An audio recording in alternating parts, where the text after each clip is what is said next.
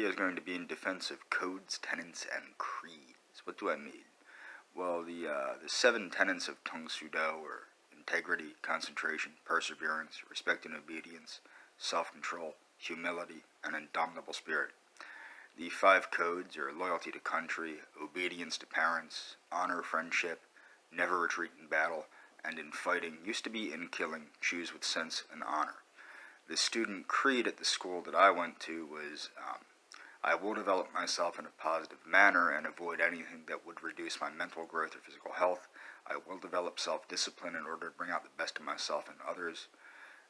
I will use what I learn in class constructively and defensively to help myself and my fellow man, and never to be abusive or offensive.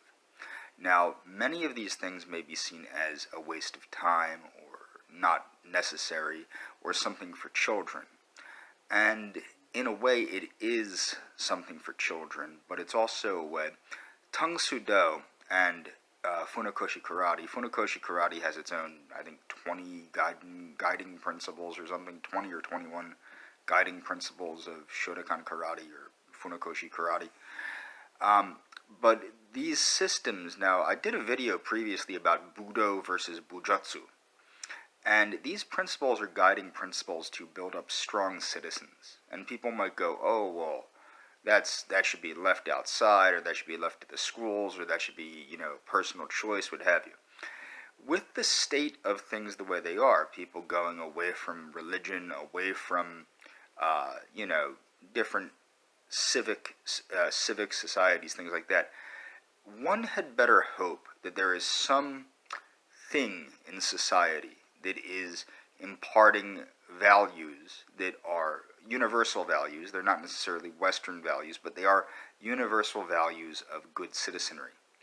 Okay, the Hwarang Knights based their teachings on both Confucianism and Buddhism, as well as other things, but Confucianism and Buddhism primarily.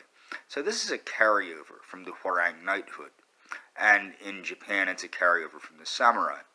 But the thing is, why did these things exist? Why did Budo exist? Well, because when soldiers needed something to do, because there was no longer a feudal period in Japan, they implemented these things in the cultivation of the individual to make a stronger civilization, each individual at a time. Now, to be honest, yeah, most of this goes in one ear and out the other with most students. But there are 1 or 2 that will be hit and will obey these things and will understand these things. Now, I wanted to get into some of the shortcomings of traditional Asian martial arts. Now, from a self-defense standpoint, I would say throw all this out. I would say throw out your Tao Te Ching and your Confuciuses and your, I don't know what else. I'm trying to think of other nonsense off the top of my head. And embrace things. Embrace things like Might is Right by Ragnar Redbeard. Embrace things like Get Tough by William Fairbairn. Pay attention to a more brutal Darwinian mindset. But the thing is, for civilization to function, it cannot function in a Darwinian manner.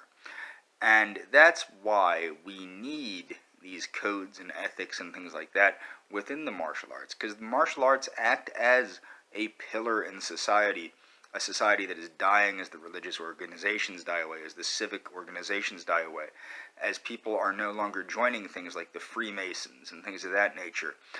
There is a lack of morality, and the martial arts act as a pillar of morality in a wilderness at this point. And that's all for this video.